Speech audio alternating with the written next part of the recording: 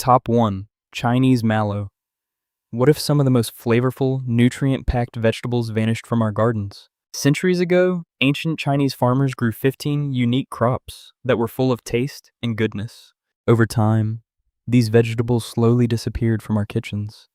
Now it's the perfect moment to bring them back and enjoy the healthy traditions they once offered. This once-loved green from ancient China has quietly disappeared from modern farms. Unlike delicate vegetables that need careful tending, Chinese mallow was the perfect low-maintenance crop. It thrived in poor soil, survived drought, and grew with almost no help from farmers. Once planted, it returned year after year, creating a steady supply of fresh leaves. For centuries, it was the kind of plant that made life easier for families who had little to spare. The taste was what made Chinese mallow stand out. Its young leaves were soft, earthy, and slightly nutty, something between spinach and okra. When cooked, they turned silky and added a gentle thickness to soups and stews. Many families used them as a natural thickener long before flour or starch became common. Healers also valued the plant for its cooling effects and believed it could soothe inflammation during hot seasons. What made Chinese mallow truly valuable was its reliability during dry spells or poor harvests. It kept growing when other crops failed. Ancient records describe it as a lifesaver for rural families who depended on wild greens to survive lean times. For this reason, it became known as the people's vegetable, a humble but vital part of daily life. Cooks found endless ways to use it. They stir-fried it with garlic, simmered it into broths, or mixed it with grains. It fit easily into any meal and added both flavor and strength. Somewhere along the way, this sturdy green was forgotten. As modern farming focused on high-yield crops, Chinese mallow slipped from the fields. Top 2. Knotweed greens. Meanwhile, another forgotten plant was once a star of ancient Chinese farms and riverbanks. Farmers welcomed its first shoots in spring after months of scarcity. Knotweed greens grew easily in damp soil and thrived without care, offering a dependable source of food when other crops were still asleep. It had the persistence of a weed and the taste of something worth celebrating, quietly feeding entire villages year after year. What made knotweed greens special? Every part of the plant could be used. The tender stems were steamed or stir-fried like asparagus. The young leaves added a tangy note to soups, and the shoots were pickled to brighten winter meals. Healers used the roots to cool the body and restore balance after illness. The taste was crisp and pleasantly sour, somewhere between sorrel and rhubarb, bringing life to simple dishes and energy to tired bodies. The plant itself grew tall and graceful with red-tinged stalks and clusters of small flowers. It flourished beside rice paddies and streams, returning each year with no help from farmers. Its generous nature made it a symbol of renewal and endurance. By the late Ming Dynasty, changes in farming and trade pushed this reliable food aside. New vegetables and market crops replaced it in kitchens, and knotweed greens slowly vanished from tables. Top 3. Lamb's quarters. While knotweed spread freely across the land, another ancient favorite had a more refined place in the gardens of old China. Why did one of the most dependable plants in early farming disappear from our plates? Unlike the bold knotweed greens, lamb's quarters begins with a quiet story. It was once one of the most common greens on ancient Chinese farms, appearing uninvited among crops, but always welcomed. Farmers never had to plant it. The seeds slept in the soil through winter and sprouted on their own when the weather warmed. Its silver-green leaves glowed in the sun, feeding families at a time when every fresh bite mattered. Growing lamb's quarters is effortless. It thrives in dry fields, rocky soil, and even along the paths where nothing else survives. Once it appears, it keeps returning year after year. If plants could earn titles, lamb's quarters would be called the survivor. It was a dependable food source for farmers who had little time to spare for delicate vegetables. Its nutritional value was extraordinary. The leaves hold more iron and protein than spinach and are rich in vitamins A and C. In early spring, when food stores ran low, this humble green kept people strong. Ancient cooks steamed the tender shoots, boiled the older leaves like spinach, and ground the tiny seeds into flour. It was a complete food from root to seed, filling tables with nourishment and flavor. Healers valued it for cleansing the body and easing stomach troubles. It was simple, strong, and good for nearly everything. By the late Qing dynasty, modern crops and market gardening pushed it aside, and it slowly vanished from daily life. Top 4. Shepherd's purse. Is it a weed? Is it a vegetable? Ancient Chinese farmers might have asked the same question. Shepherd's purse has long puzzled and impressed those who knew its power. This modest plant grew in rice paddies, paths, and field edges, thriving without care. It was the vegetable world's version of a hidden gem, showing up where no one expected food to grow, yet becoming a trusted companion to generations of farmers. When cooked properly, shepherd's purse revealed a delicate, peppery flavor, something between mustard greens and spinach. This made it a prized ingredient in humble country kitchens and fine spring dishes alike. It was especially valued during early spring, when food stores were running low and fresh greens were rare. Records from old herbal texts describe it as a food for strength and balance, often cooked in soups or dumplings during festival seasons. Two kinds of shepherd's purse were commonly gathered. Wild varieties grew freely in fields, while cultivated ones were grown near homes for their larger, tender leaves. The heart-shaped seed pods, shaped like tiny purses, gave the plant its name and made it easy to recognize. Beneath its plain appearance hid a plant treasured for both taste and medicine. Spring and early summer were its best seasons. The leaves stayed tender even in cool weather, and the plant could be dried and stored for later. In times of scarcity, it became an essential source of vitamins and flavor, helping families endure the months before harvest. Modern agriculture moved away from shepherd's purse as polished vegetables took over the markets. Top 5. Sow thistle. Speaking of unusual looks, ancient Chinese farmers had another leafy favorite that modern people might overlook. If someone served a bowl of jagged, spiny greens today, most would think it was a weed. But centuries ago, sow thistle was a prized vegetable gathered every spring and loved for its healing strength. What looks wild and unruly to us was once considered a reliable gift from the soil. Fresh from the field, the leaves are coarse and bitter, hardly appealing at first taste. But ancient cooks knew its secret. Sow thistle had to be blanched or soaked before eating, which softened the texture and mellowed the flavor. It was a test of patience and skill, turning a rough plant into something tender and nourishing. Once prepared, the leaves revealed a mild, slightly nutty flavor similar to dandelion greens. Ancient Chinese recipes from the Han and Tang dynasties describe sow thistle being cooked with sesame oil, ginger, and fermented sauces. Healers also praised it in old herbal records like the Compendium of Materia Medica, noting that it cleared heat and soothed the stomach. It was the everyday medicine of the fields, eaten by both peasants and monks. The plant itself was easy to find with its sawtooth-edged leaves and pale yellow flowers swaying along roadsides. It grew without care, returning each spring like an old friend. Modern agriculture pushed sow thistle aside for softer, sweeter greens. Yet this ancient plant still thrives in quiet corners, growing strong without help, waiting to remind us how much goodness can hide in a humble weed. Top 6. Long stamen wild onion. Unlike the demanding crops that needed perfect soil and constant watering, long stamen wild onion never asked for special care. It grew freely across ancient Chinese farmlands, mountain slopes, and village paths. This hardy plant, with its slender green leaves and pale purple flowers, appeared wherever the earth had a bit of space. Farmers didn't need to plant it. They couldn't have stopped it even if they tried. It was the quiet survivor of the vegetable world, always showing up and always useful. Long stamen wild onion was like that uninvited guest who turns out to be the most helpful person at the gathering. It thrived in every kind of soil and spread quickly, producing fresh greens through much of the year. Each bulb multiplied underground, ensuring there was always more to harvest. Ancient cooks and herbalists learned to see its worth. The tender shoots added a bright onion-like flavor to stews and dumplings, while the bulbs were dried and stored for later. Instead of clearing it away as a weed, families gathered it as a dependable free crop. The leaves were rich in nutrients, providing fresh greens during the cool seasons when little else grew.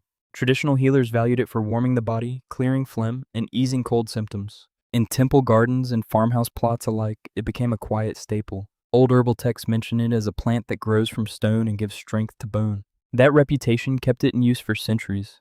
Modern agriculture eventually ignored long stamen wild onion, favoring uniform onions and chives. Top 7. Daylily flower buds.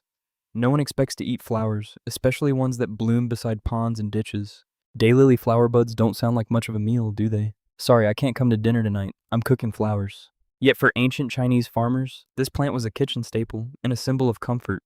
The name may sound poetic, but its roots run deep in daily life. Herbalists once claimed that the daylily could ease sorrow and bring calm, calling it the forget-worry herb. That claim may be a little poetic, but farmers discovered something even better. Daylily buds were delicious and surprisingly filling, often mistaken for decorative lilies. The edible daylily is a practical plant with a sturdy stem, long leaves, and thick clusters of buds that open into bright orange blooms. Before flowering, those buds are harvested, dried, and cooked. Then dried and cooked. The taste is delicate and earthy, a mix of green beans and mild asparagus with a faint sweetness that pairs beautifully with meat or tofu. What made daylilies remarkable was their usefulness all year. The buds could be eaten fresh in summer or dried for storage through winter. Ancient Chinese cooks used them in soups, hot pots, and festive dishes, adding flavor and texture when few fresh vegetables were available. Temple and village recipes recorded them as both food and medicine for calming the spirit and improving sleep. The decline came quietly with modern farming. Sadly, processed vegetables and decorative gardens replaced wild gathering. Top 8. Chinese tune. Oddly enough, Chinese tune is neither a herb nor a tree nor a vegetable in the usual sense. It's the ancient plant world's version of something that can't decide what it wants to be and still ends up excelling at all of them. Farmers called it the tree vegetable, and for good reason. The actual origin of Chinese tune is East Asia, where it has been cultivated for thousands of years. It likely spread between regions through early trade routes across China. Ancient farmers appreciated this versatile plant that provided flavorful greens every spring. Its reddish shoots and strong aroma made it instantly recognizable and deeply tied to traditional cuisine. What made it special? Chinese tune is perennial, meaning once planted, it returns every year without replanting. Each tree-like plant grows new shoots each spring, which can be trimmed and eaten while still tender. Over time, the tree thickens and produces even more sprouts, making it a long-lasting source of food. One tree could feed a family for decades with careful care. Chinese tune served a practical purpose in daily life.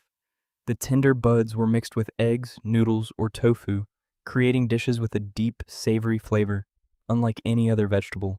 Its strong fragrance symbolized the start of spring, and the shoots were dried and preserved for later use. The plant also appeared in ancient medicine believed to strengthen the liver and improve circulation. If vegetables could have a personality, Chinese tune would be the poet of the garden, aromatic, resilient, and full of character. Ancient farmers treasured it, but modern agriculture preferred faster, milder greens. Top 9. Lotus root. Meanwhile, another remarkable plant was waiting to bloom in the wetlands of old China. Unlike the Chinese tune that farmers carefully tended, lotus root simply grew where it pleased. It appeared naturally in ponds, lakes, and slow rivers across ancient China, and people were wise enough to harvest it instead of ignoring it. Lotus root was the wild beauty of the water world, elegant and practical at the same time. Lotus root is like the graceful guest who arrives late to dinner and still steals the show. It was both ornamental and essential, offering beauty above the water and food below. The tall pink flowers charmed poets and monks, while the thick roots beneath fed entire families. Each long, crisp root formed a chain under the mud, making it a renewable source of food year after year. Modern nutrition studies show that ancient farmers were right to prize it. Lotus root is rich in iron, vitamin C, and fiber, and it stays firm and crunchy even after cooking. In ancient times, it was eaten raw in salads, steamed in soups, or stir-fried with vinegar and sesame oil. If vegetables had slogans, lotus roots might have been too pretty to ignore, too healthy to waste. Archaeological findings from ancient Chinese tombs have revealed lotus seeds preserved for centuries, showing how important this plant was as both food and symbol. The lotus stood for purity and endurance, while its roots kept people alive during floods and droughts. Modern farming pushed lotus root to the side as wetlands were drained for other crops. We essentially evicted a superfood that thrived without complaint. Top 10. Water caltrop. While lotus root faded from the fields, another aquatic plant was waiting quietly below the surface for its chance to return. Why did a plant shaped like a bat's head and named after a weapon disappear from our tables? Unlike lotus root, which quietly nourished families, the water caltrop was a true showstopper. Its strange black shell and horn shape made it look more like something from a myth than a meal. Yet for centuries, this odd aquatic nut was one of the most beloved foods across ancient China. Farmers grew it in shallow lakes and flooded fields, harvesting the hard fruits that floated to the surface in late autumn. Ancient records describe it as a festival food boiled and eaten during harvest celebrations. Its crisp white flesh tasted faintly sweet, something between chestnut and potato, and its unusual shape made it a popular offering to the gods during seasonal rituals. The flavor was rich, but its versatility made it essential. Families roasted it over open fires, boiled it into soups, and ground it into flour. The nuts stored well for months, providing valuable nutrition during winter. Monks and travelers carried them as light, filling food for long journeys. In some regions, children treated them like natural toys, carving the shells into charms and ornaments. What made the water caltrop truly special were its medicinal uses. Herbalists praised it for cooling the body, improving digestion, and restoring energy after illness. Old medical texts listed it among the gifts of autumn water alongside lotus seeds and water chestnuts. Modern agriculture forgot the water caltrop as new crops took over the wetlands. Ancient Chinese farmers might laugh at us today. You stopped growing a plant shaped like a dragon's head that tastes like chestnut and stores for months? Truly, progress can be confusing. Top 11. Gorgon nut. While the caltrop sank beneath the mud, another ancient aquatic treasure was quietly waiting for rediscovery. No, it has nothing to do with mythical monsters. The Gorgon nut's name sounds fierce enough to scare off modern eaters, but ancient Chinese farmers knew it as a graceful and dependable water plant. While the water caltrop captured attention with its dramatic shape, the Gorgon nut quietly fed families across generations. The name comes from the Latinized word for Euryale ferox, a water lily that produces round, spiny seeds. These seeds, when dried and peeled, turn into smooth white kernels that were once a staple food. They grow in calm lakes and ponds, protected by floating leaves and thorny stems. Harvesting them required patience and thick skin, literally, because the plants were covered in tiny spines. Farmers valued Gorgon nuts for their flavor and staying power. The seeds could be roasted, boiled into soups, or ground into flour. They had a nutty, slightly sweet taste, something between popcorn and chestnut. Ancient medical texts praised them for strengthening the body, calming the nerves, and improving energy. They were a favorite in temple diets and often offered during festivals as symbols of purity and perseverance. Nutritionally, the Gorgon nut deserves a modern comeback.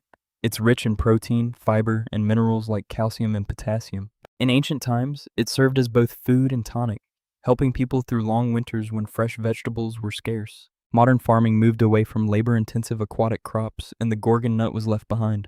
It's the only seed that could double as both a snack and a spiritual metaphor, proof that even the quietest foods once carried great meaning. Top 12. Arrowhead tubers.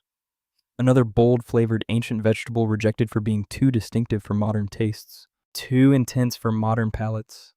That's the story of arrowhead tubers, a plant ancient Chinese cooks valued deeply, but later generations nearly forgot.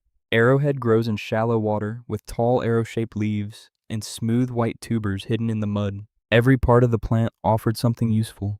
The crisp, starchy tubers were eaten much like potatoes, though they appeared in Chinese kitchens long before potatoes ever reached Asia. Their taste is earthy, nutty, and slightly sweet, the kind of flavor that demands attention. Old recipes describe arrowhead tubers fried in sesame oil, simmered in stews, and roasted whole during winter festivals. Their rich starch content made them a staple during cold months, while the leaves were sometimes used in herbal remedies. Modern research shows they're full of fiber, potassium, and antioxidants. If roots could have a fan club, Arrowhead would have led it.